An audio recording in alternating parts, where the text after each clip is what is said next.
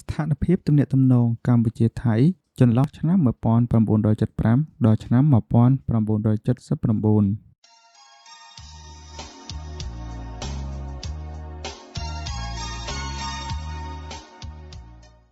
នៅក្នុងការដាក់តំណាងការទូតនៃប្រទេសទាំងពីរត្រូវបានពន្យាពេល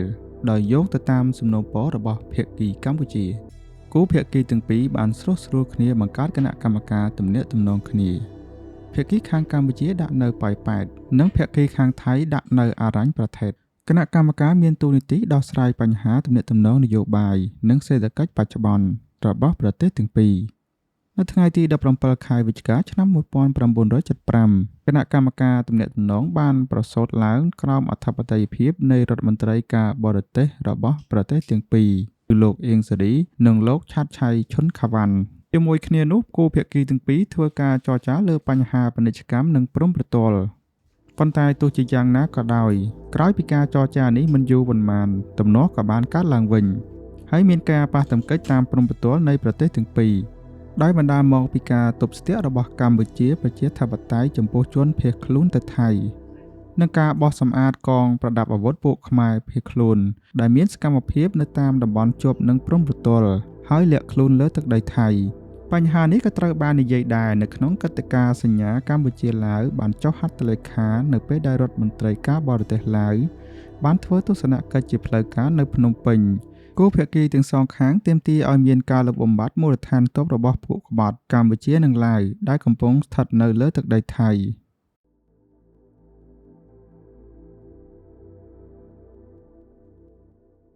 យ៉ាងណាមិញភ្នំពេញមិនចង់ឲ្យមានទំនាក់ទំនងជាមួយថៃទេគឺគ្រាន់តែកាយវិការមួយដើម្បីសំងំទឹកចិត្តវៀតណាមតែប៉ុណ្ណោះនៅពាក់កណ្ដាលខែធ្នូគណៈកម្មការទំនាក់ទំនងបានធ្វើការចរចាមួយនៅប៉ោយប៉ែតហើយបានចុះហត្ថលេខាលើកិច្ចព្រមព្រៀងមិនឲ្យមានការប៉ះទង្គិចគ្នាជាថ្មីដោយបានរៀបចំគម្រោងចរចាលើខ្សែបន្ទាត់ព្រំប្រទល់និងអំពីពង្រឹងទំនាក់ទំនងពាណិជ្ជកម្មនៅឆ្នាំ1976សភាពការជុំវិញទំនាក់ទំនងកម្ពុជា-ថៃហាក់ដូចជាមានការប្រសើរក្រនបើភាគីខាងកម្ពុជាបានបញ្ចេញកាយវិការចង់មានទំនាក់ទំនងជាមួយថៃតំណាងខ្មែរក្រហមម្នាក់បានធ្វើសម្ភាសថាទំនាក់ទំនងរបស់យើងជាមួយថៃបានដោះស្រាយរួចហើយយើងមានបញ្ហាមួយចំនួននឹងថៃដោយសារតែរឿងកោះមួយចំនួនប៉ុន្តែឥឡូវនេះយើងទទួលកោះនោះបានមកវិញយើងគ្មានគោលបំណងអាក្រក់ប្រទោសសារាយនឹងអ្នកណាទេយើងចង់បានមិត្តឲ្យកាន់តែច្រើនឡើងវិញជាពិសេសគឺកើតឡើងនៅតាមព្រំប្រទល់សមុទ្រកម្ពុជាបានចាប់នាវាចរថៃរីឯថៃបានបាញ់មកលើកងទ័ពនាវាល្បាតកម្ពុជានៅចុងខែកុម្ភៈភ្នំពេញបានចោទប្រកាន់ថាមានយន្តហោះអាមេរិកកាំង2គ្រឿងបានមកទម្លាក់គ្រាប់នៅលើទីក្រុងសៀមរាបដែលមានទីតាំងនៅក្នុងប្រទេសថៃប៉ុន្តែទាំងថៃទាំងសហរដ្ឋអាមេរិកមិនបានបដិសេធការចោទប្រកាន់នេះទេយើងឃើញថាភ្នំពេញមានបញ្ហាចំពោះការភៀសខ្លួនរបស់ប្រជាជនកម្ពុជាទៅប្រទេសថៃក្នុងរយៈពេល 2-3 ខែគឺខែមីនានិងខែមេសាចំនួនជនភៀសខ្លួនពីកម្ពុជាទៅថៃមានរហូតដល់ទៅ10ទៅ20ពាន់នាក់ហេវសំផនជាមេដឹកនាំខ្មែរក្រហមម្នាក់បានថ្លែងសន្ទរកថានៅក្នុងសភានាថ្ងៃទី2ខែមេសាឆ្នាំ1976ដែលមានអត្ថន័យគំរាមដល់បាងកកថាយើងគាំទ្រនិងបន្តការគាំទ្រដល់ចលនាបដិវត្តន៍ពាសពេញសកលលោកប៉ុន្តែសេចក្តីថ្លែងការណ៍នេះមិនបានធ្វើឲ្យថៃចាប់អារម្មណ៍ឡើយថ្ងៃទី16 ទី 17 ខែមិថុនាគូភាគីថៃកម្ពុជាបានជួបគ្នាសាជាថ្មីនៅស្វាយស៊ីសផុនដើម្បីធ្វើការចរចាដោះស្រាយទំនាស់នៃប្រទេសទាំងពីរដឹកនាំគណៈប្រតិភូចរចាដោយរដ្ឋមន្ត្រីក្រសួងការបរទេសនៃប្រទេសទាំងពីរគឺលោកអៀងសារីនិងពិឆ័យរតគុណគេបានពិភាក្សាជុំវិញបញ្ហាព្រំប្រទល់ប្រជាជនកម្ពុជានិងជនភៀសខ្លួននិងការផ្លាស់ប្ដូរប្រជាជនទាំងពីរប្រទេសដែលត្រូវបានចាប់ខ្លួនយ៉ាងណាមិញនៅតាមព្រំប្រទល់ពុំទាន់ស្ងប់ស្ងាត់ជាស្ថាពរនោះទេនៅខែធ្នូឆ្នាំ1976បន្ទាប់ពីរដ្ឋប្រហារនៅប្រទេសថៃហើយមករដ្ឋាភិបាលភ្នំពេញមានការលំបាកក្នុងការមានទំនាក់ទំនងជាមួយនឹងរដ្ឋាភិបាលថ្មីអ្វីត្បិតតែគ្មានការរិះគន់ពីសំណាក់វៀតណាមនិងឡាវចំពោះរដ្ឋាភិបាលនេះក៏ដោយនៅដើមខែធ្នូតំណាងរដ្ឋាភិបាលថៃប្រឆាំងនឹងអង្គការសហប្រជាជាតិ បានធ្វើសំណើទៅកាន់រដ្ឋាភិបាលកម្ពុជាប្រជាធិបតេយ្យដើម្បីចាប់ផ្ដើមធ្វើការចរចាពីបញ្ហាព្រំប្រទល់នៃប្រទេសទាំងពីរកម្ពុជាប្រជាធិបតេយ្យពុំបានឆ្លើយតបទៅនឹងសំណើនេះទេចំណែករដ្ឋាភិបាលថ្មីរបស់ថៃក៏មានបំណងចង់សម្រុះសម្រួលឲ្យមានទំនាក់ទំនងល្អជាមួយនឹងកម្ពុជាប្រជាធិបតេយ្យដែរហើយធ្វើការលុបបំបាត់នៅមូលដ្ឋានទ័ពខ្មែរប្រឆាំងនឹងរដ្ឋាភិបាលនៅក្នុងប្រទេសរបស់ខ្លួន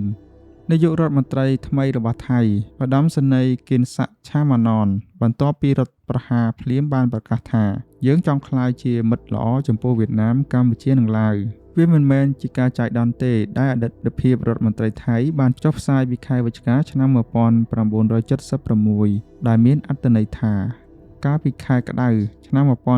1975គឺចិនប្រជាមានិតបានបញ្ចេញសកម្មភាពយ៉ាងសកម្មដើម្បីឲ្យមានទំនាក់ទំនងការទូតរវាងថៃនិងកម្ពុជា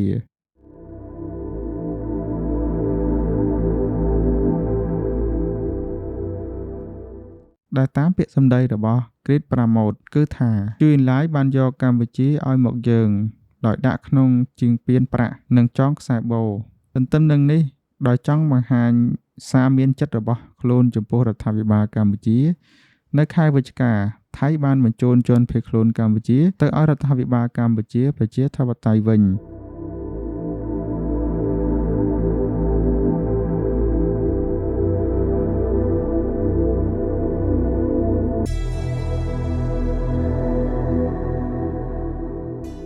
ភ្នំពេញបានដកថយពីការចរចាមួយដែលជាក់លាក់ជុំវិញបញ្ហាព្រំប្រទល់នៅខែវិច្ឆិកាខែធ្នូការពើប្រទះដោយអាវុធបានផ្ទុះឡើងតាមព្រំប្រទល់សារជាថ្មីលើសពីនេះមានបញ្ហាទាក់ទងទៅនឹងបញ្ហាវត្តមានដ៏ច្រើនរបស់ពួកកុម្មុយនីសថៃនៅទីនោះដែលនាំឲ្យកងទ័ពថៃបានបង្កើតការវាយលុកយ៉ាងខ្លាំងតាមព្រំប្រទល់រីឯខាងកម្ពុជាកងទ័ពខ្មែរក្រហមក៏បានធ្វើការបោះសម្អាតជុំវិញទ័ពពួកខ្មែរប្រឆាំងដែលមានពេលខ្លះធ្វើឲ្យមានការជ្រុលជ្រុះឆ្លងកាត់ព្រំប្រទល់ទៅលើទឹកដីថៃដែលនាំឲ្យមានការពើប្រទះដោយអាវុធរវាងទាហានថៃនិងយោធាខ្មែរក្រហម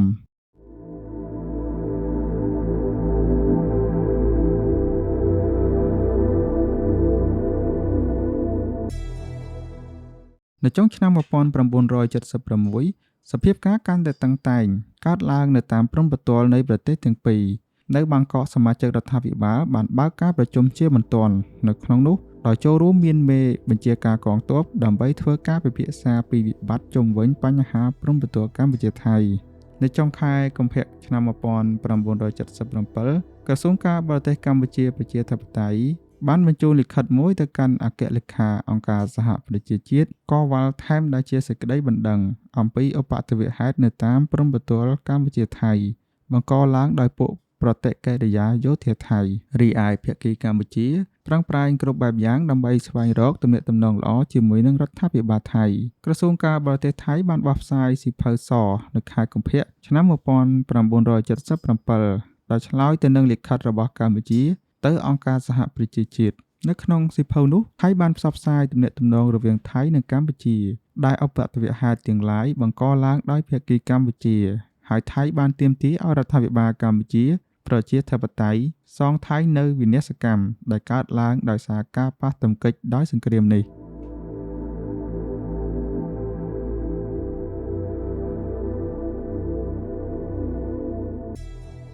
នៅឆ្នាំ1977ទំនាក់ទំនងរវាងថៃនិងកម្ពុជា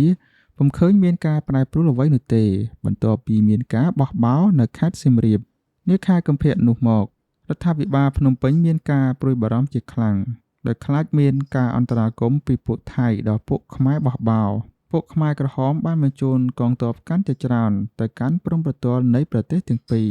ប៉ុន្តែចូលមកដល់នីតិខេរដូវឥរិយាបថរបស់ពួកខ្មែរក្រហមបានចុះទន់ខ្សោយនៅភូមិភាគខាងលិចនៃប្រទេសពីព្រោះកំពុងតែជួបប្រយុទ្ធខ្លាំងជាមួយនឹងវៀតណាមតាមព្រំប្រទល់ខាងកើតនៅកំឡុងខែមេសាប៉ុន្តែមកដល់ខែកក្កដាពួកខ្មែរក្រហមបានចាប់ផ្ដើមធ្វើការឃោសនាប្រឆាំងនឹងថៃសារជាថ្មី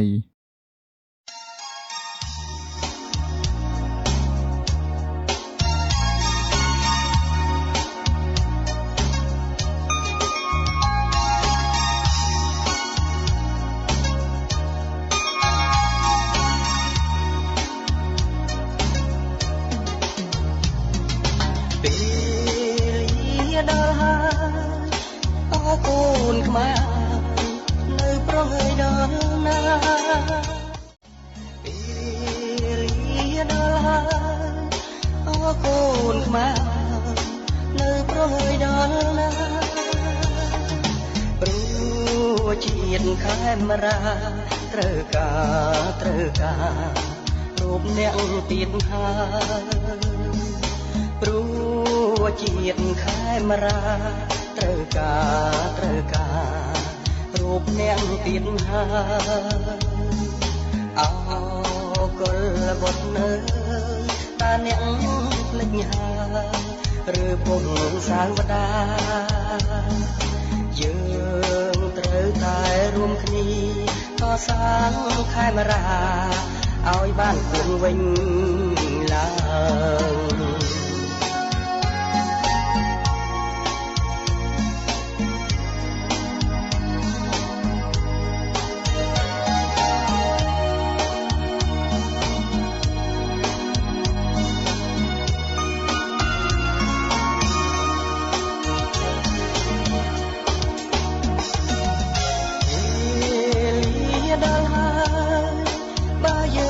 កន្តើមិនដេចឡើយជាតិនឹងធ្វើពេលលាដល់ហើយបើយើងកន្តើមិនដេចឡើយជាតិនឹងធ្វើសៅដាយើងរឹងរឿងអង្គកានខានដោយជាតិយើងសាមគ្គីសៅដាយើងរងរឿងអង្គកានខានដោយជាតិយើងសាមគ្គីកុំមើលបំណាំគ្នាយើងត្រូវការពារពូជពងជាតិសាសនាក្រោកឡើងខេមរាចិត្តឆ្ងាយរួមគ្នាកសាងជាតិជាថ្មី